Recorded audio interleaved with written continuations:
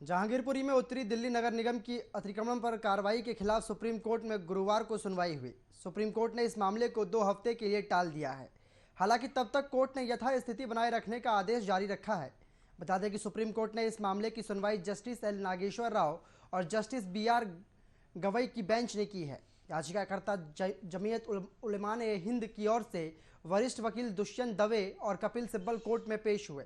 दुष्यंत दवे ने सबसे पहले NDMC की बुधवार को हुई कार्रवाई को लेकर सवाल उठाया। दिल्ली के जहांगीरपुरी में हनुमान जयंती के मौके पर 2 समुदाय के लोग आपस में भिड़ते हैं। माहौल तनावपूर्ण होता है, लेकिन जब फिजा में ठंडक आने लगती है तो 9 बुलडोजरों ने वहां पहुंचकर एक बार फिर गर्माहट फैला दी। सांप्रदायिक गलियारों से शुरू हुई ये झड़प अब राजनीतिक गलियारों तक पहुंच गई है। जहांगीरपुरी में भड़की हिंसा की आग में अब किस तरह से सियासी रोटियां सेकी जा रही हैं, देखिए हमारी इस खास रिपोर्ट में।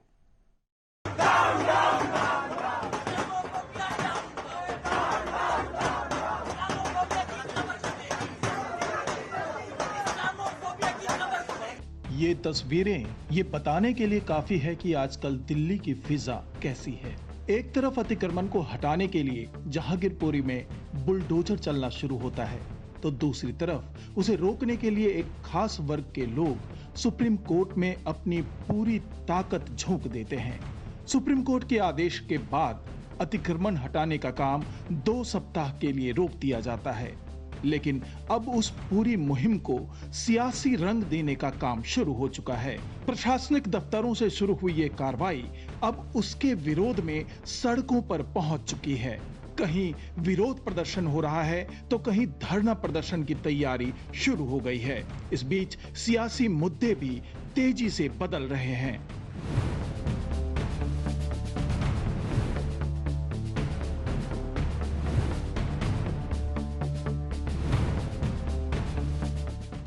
हनुमान जयंती से शुरू हुआ धार्मिक मुद्दा अब पूरी तरह से राजनीतिक हो चुका है। जो मुद्दा कभी 2 समुदाय के आपसी झगड़े का था, वो बाद में अतिक्रमण हटाने का मुद्दा बन गया, जिसमें से अल्पसंख्यकों को प्रताड़ित करने का एंगल भी निकाला गया।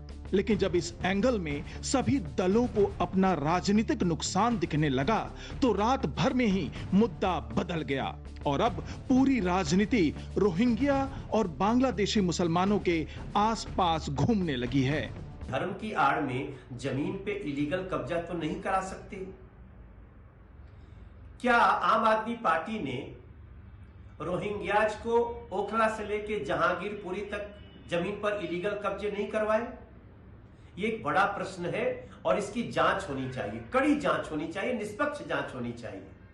माननीय कोर्ट को भी इसमें दखल देनी चाहिए। भारतीय जनता पार्टी ने देश भर में सबसे ज्यादा बांग्लादेशियों और रोहिंग्याओं को क्यों बसाया? भाजपा आज इसका हिसाब किताब देख, अगर आपके पास में डेटा नहीं है तो डूब मत। जिन इलीगल कंस्ट्रक्शंस को तोड़ने का ड्रामा किया गया, इन इलीगल कंस्ट्रक्शंस को पिछले 15 साल में MCD ने खुद क्यों बनवाया? भारतीय जनता पार्टी के किस नेता ने कितने पैसे खा के उन इलीगल कंस्ट्रक्शंस को बनवाया? इसका जवाब दे।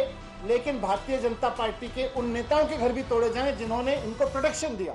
सब लोग जानते हैं कि पहले कांग्रेस ने इन्हें बसाया है और उसके बाद आम आदमी पार्टी उनको फ्री में राशन, फ्री में पानी, फ्री में बिजली और उनको कैश भी, और इसके साथ साथ उनको सरकारी जमीन पर कब्जा भी। ये काम दिल्ली की आम आदमी पार्टी सरकार ने किया है।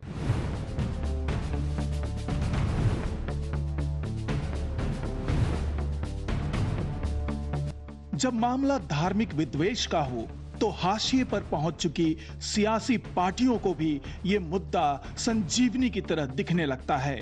यही वजह है कि मौके पर चौका लगाने की फिराक में दिल्ली कांग्रेस का भी एक प्रतिनिधिमंडल अजय माकन और अनिल चौधरी जैसे वरिष्ठ नेताओं की अगुवाई में जहांगीरपुरी पहुंच गया। इस प्रतिनिधिमंडल ने जैसे ही ग्राउंड जीरो पर पहुंचकर पीड़ितों से मिलने की तैयारी शुरू की, वैसे ही मौके पर मौजूद प्रशासनिक अमला हरकत में आ गया।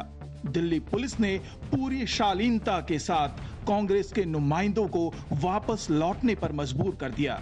लेकिन जब मौके पर मीडिया मौजूद हो तो नेताओं को अपनी बात लोगों तक पहुंचाने का मौका भी मिल ही जाता है।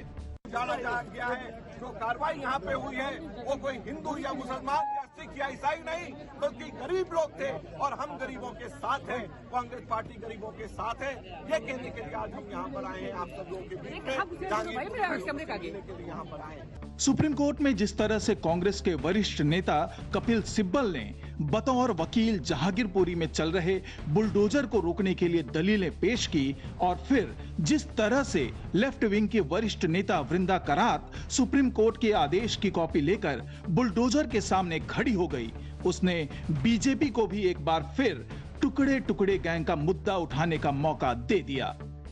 और ये जो संगठन कोर्ट में गया दंगाइयों की अवैध कारोबार को बचाने के लिए, ये वही संगठन है जो दिल्ली और उत्तराखंड और पूरे देश में आम आदमी पार्टी हो कांग्रेस हो उनको वर्षों वर्ष तक समर्थन देने का काम किया है।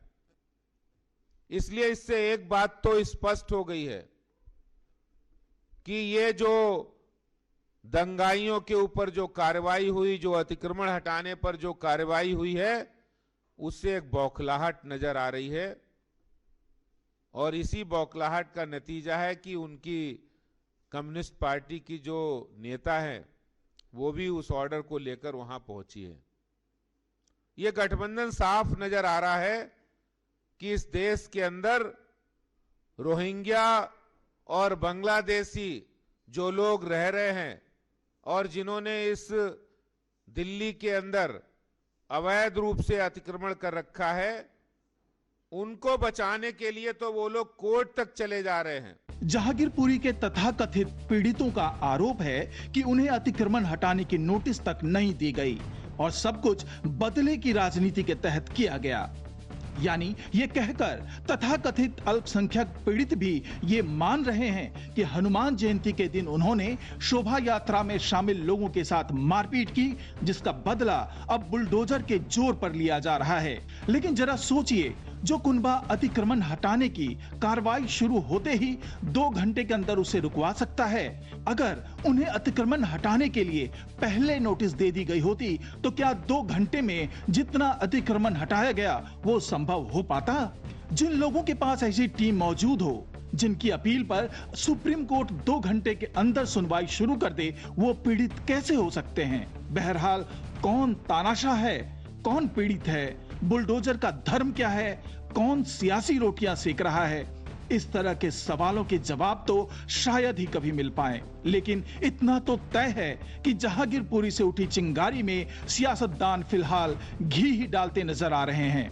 वजह भी साफ है कि जब सामने एमसीडी का चुनाव हो तो इस तरह के मुद्दे तो किसी न किसी दल को तो फायदा पहुंचाएंगे ही, फिर चाहे इसकी तपिश से अमन चैन का माहौल ही क्यों ना पिघलने लगे। Bureau report, news watch India.